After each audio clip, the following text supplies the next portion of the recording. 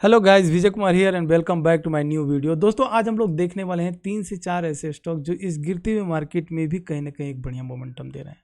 जो पहला स्टॉक हमारे सामने चार्ट के ऊपर दिख रहा है, इसमें अगर मैं बड़ा करूं दोस्तों तो इसमें अगर हम लोग करेक्शन देखें तो एक अच्छा खासा करेक्शन हुआ था। आप यहां पर देख सकते हैं ये इस तरह से करेक्शन, और करेक्शन के बाद से कहीं ना कहीं एक जोन में ये साइडवेज हुआ, और साइडवेज होने के बाद से फाइनली इस स्टॉक ने ब्रेकआउट दिया हुआ है। अब इस ब्रेकआउट के बाद से ये स्टॉक कहां तक जा सकता है इसे थोड़ा सा हम लोग देखेंगे। उसके बाद से 2-3 ऐसे स्टॉक्स देखने वाले जिसमें बहुत बढ़िया मोमेंटम हमें मिलने के चांसेस हैं। तो दोस्तों आइए सबसे पहले स्टॉक का टारगेट देखने की कोशिश करते हैं कि अब इसका सबसे पहला टारगेट कहां तक होगा। तो फ्रेंड्स फिलहाल अब इसका प्राइस चल रहा है और इस कंपनी का नाम है स्मार्ट लिंक होल्डिंग। जी हाँ दोस्तों, सबसे पहले मैं आपको इस कंपनी का नाम दिखा देता हूँ। इसके फंडामेंटल को भी आप एक बार जरूर देखिएगा, क्योंकि फंडामेंटल देखेंगे और 3-4 कंपनियों का देखने जाएंगे तो वीडियो बहुत बड़ी बन जाएगी। तो नाम है इस कंपनी का स्मार्ट लिंक होल्डिंग कंपनी, और इसका करंट प्राइस 149 और इसका बुक वैल्यू कितना है 165। फ्रेंड्स अगर प्रोमोटर होल्डिंग स्टेक की बात करें तो ऑलमोस्ट 70 है। इसका जो है प्लेजिंग है ना इस कंपनी में, और आरओई और आरओसी कहीं ना कहीं अब धीरे धीरे मोमेंटम हो रहा है। लेकिन डेट की बात करें तो डेट मात्र 25 करोड़ है और इस कंपनी में 163 करोड़ का रिजर्व है। तो इस लिहाज से मैंने सोचा कि ये कंपनी कहीं ना कहीं इस लेवल पे बहुत बढ़िया दिख रहा है। अगर हम यहाँ से स्विंग ट्रेडिंग के लिए इस स्टॉक में एंट्री करते हैं तो एक बढ़िया मोमेंटम मिल सकता है। दोस्तों अगर इस कंपनी के अर्निंग पर शेयर की बात करें, ईपीएस की बात करें तो ईपीएस कितना है 10.40। मतलब कि अगर हम इस कंपनी को एक शेयर बाई करके छोड़ देते तो एक साल में एक शेयर के पीछे हमें 10 रुपये कमा करके दे सकती है। इसी तरह से हमारे पास जितने भी शेयर रहेंगे उस शेयर के हिसाब से कम 10 रुपया एक साल में ये कमा करके देगी। तो फ्रेंड्स आइए सीधा चार्ट के ऊपर चलते हैं और चार्ट पर टारगेट देखने की कोशिश करते हैं। तो जो सबसे पहला टारगेट होगा फ्रेंड्स, मुझे ऐसा लगता है कि इस ब्रेकआउट के बाद से, और यहाँ पर जो मोमेंटम हमें यहाँ पर शो कर रहा है, ये देखिए जो वॉल्यूम दिख रहा है, वॉल्यूम यहाँ पर भी गेन होना चालू हुआ था। ये देखिए ये वो वॉल्यूम था और ये वो वॉल्यूम था, जिस वॉल्यूम की मदद से आप देखेंगे तो मात्र 2 हफ्ते के अंदर ये कंपनी एक बहुत बढ़िया रिटर्न दिया। रिटर्न देने के बाद से कंपनी कंटिन्यूअस कंसोलिडेट करा, कंटिन्यूअस इसमें फॉल आया।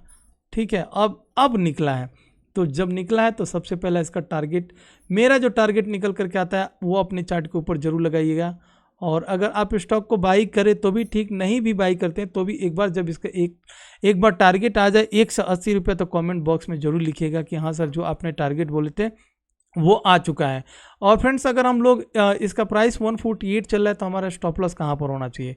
फ्रेंड्स जो मेरा स्टॉप लॉस है उसको आप मार्क करके रख लीजिए। इसका स्टॉप लॉस 128 to 130 का हमारा स्टॉप लॉस रहेगा। फिलहाल 148 चल रहा है, 150 चल रहा है, 180 कहीं ना कहीं 30-35 रुपये ऊपर अभी भी दे सकता है। लेकिन 180 अगर ये ब्रेक किया तो ये अपने ऑल टाइम हाई को 240 को भी ब्रेक कर सकता है। तो ये रहा पहला स्टॉक, और हम अब आते हैं अपने दूसरे स्टॉक के ऊपर, उसमें देखने की कोशिश करते हैं।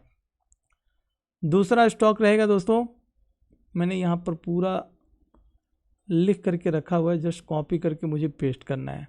तो फ्रेंड्स अगर आपने अभी तक सब्सक्राइब नहीं किया चैनल को सब्सक्राइब कर लीजिए और एक बार लाइक कीजिए दोस्तों, ताकि मोटिवेट होकर के आपके लिए कुछ ऐसे ही स्टॉक लेकर के आऊँ जिसमें शॉर्ट टर्म में भी अगर आप पैसे लगाते हैं तो आपको एक बहुत बढ़िया रिटर्न मिल जाएगा।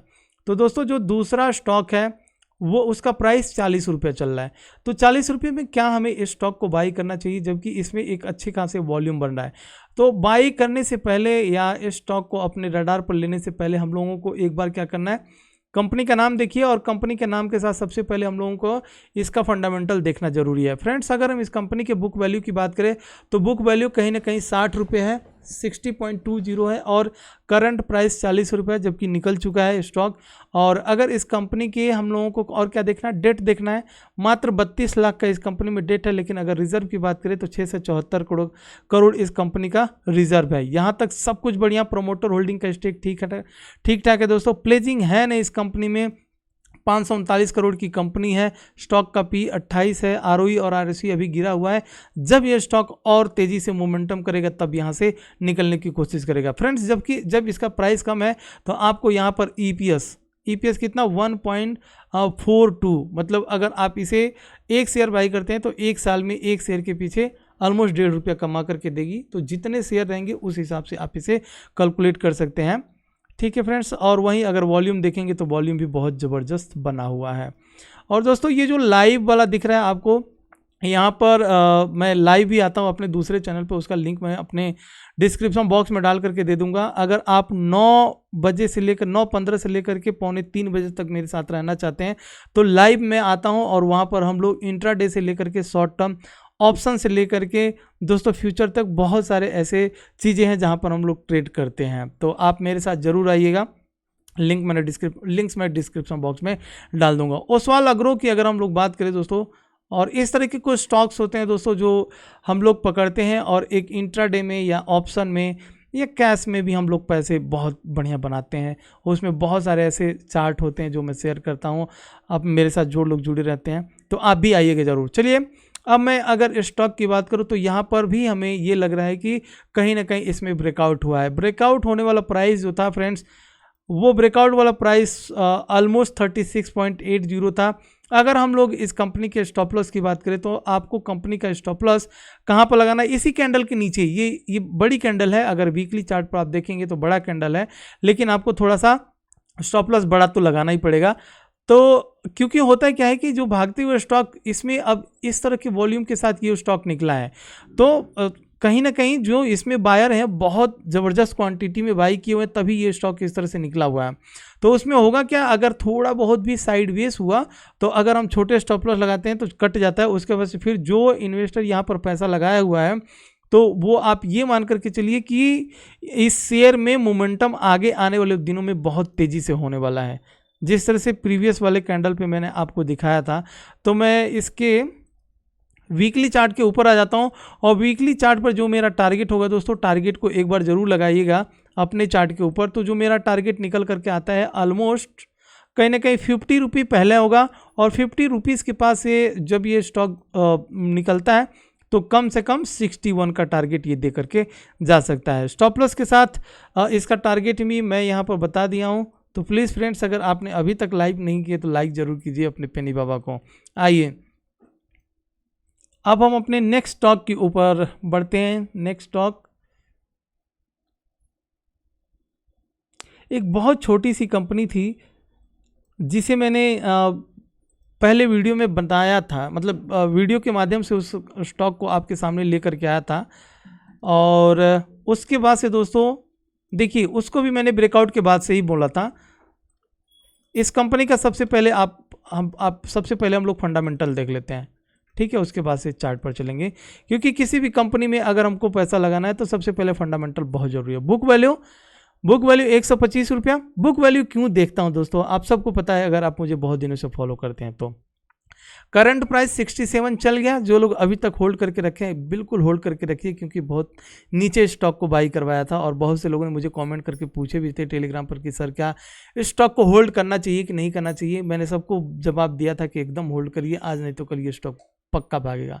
क्योंकि जिस कंपनी का भी फंडामेंटल अगर थोड़ा बहुत भी बढ़िया और अगर करेक्शन दे दिया और वॉल्यूम बन रहा है तो वॉल्यूम के साथ वो स्टॉक बहुत तेजी से ऊपर की साइड में निकलता भी है। तो दोस्तों अगर इस कंपनी के प्रमोटर होल्डिंग के स्टेक की बात करें तो 69, हालांकि इसमें प्लेजिंग था लेकिन प्लेजिंग बहुत ज़्यादा नहीं था।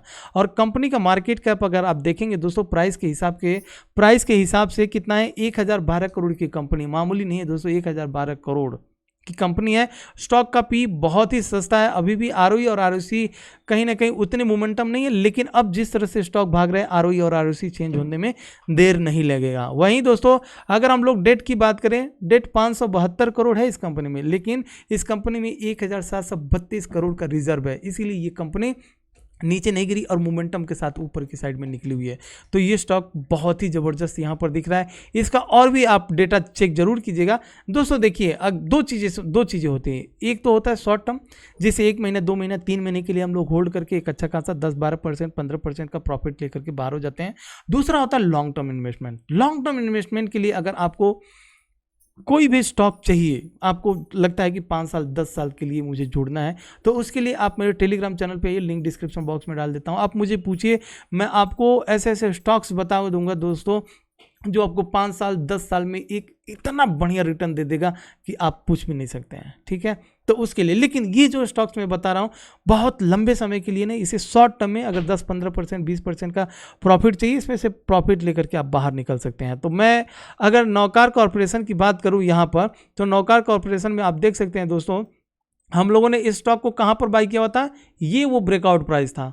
चलिए यहाँ पर पूरा इसका डिटेल ले लेते हैं, क्योंकि इस स्टॉक ने हम लोगों को बहुत दिया। देखिए ये वो ब्रेकआउट प्राइस था, एक्चुअली दो ब्रेकआउट थे, एक यहाँ पर था, एक यहाँ पर था। तो इस ब्रेकआउट के बाद से हम लोगों ने लिया था, ब्रेकआउट के बाद से अच्छा खासा मोमेंटम मात्र 3 से 4 दिनों के अंदर दे दिया था। उसके बाद से कई लोगों ने सोचा कि सर इसका ये कंपनी कम से कम अपने बुक वैल्यू के पास भी 160-65 भी आता है, या अगर आप इसे बड़े टाइम फ्रेम पर देखेंगे दोस्तों, तो ऑलमोस्ट इस कंपनी कितना था, 220 का हाई बनाया था। तो लोगों ने सोचा कि सर अगर ये कंपनी यहाँ तक भी आ जाती है, कितना 150 के पास भी आती है, तो भी हमारे पैसे कई गुना बढ़ जाएंगे। तो वहाँ पर मैंने कमेंट भी दिया था कि अगर आपको वॉल्यूम एनालिसिस का जरा से ज्ञान है तो इस कंपनी से आप निकलना नहीं है, क्योंकि ये कंपनी जब तक गिर रही थी तब दोस्तों तब तक गिर रही थी, लेकिन उसके बाद से जब ये एक जोन था, इस जोन में आप देखेंगे किस तरह से इस कंपनी में बाइंग की गई है। और ये बाइंग छोटे मोटे इन्वेस्टर नहीं, बड़े बड़े इन्वेस्टर इसमें पैसे लगाए हैं, और जिसका रीज़न आपके सामने दिख रहा है कि ये स्टॉक किस तरह से ऊपर की साइड में भाग रहा है। तो जो लोग अभी तक होल्ड करके रखे हुए हैं, बिल्कुल होल्ड करके रखिए। और जो पहला टारगेट, इसका जो पहला टारगेट निकल करके आता है दोस्तों,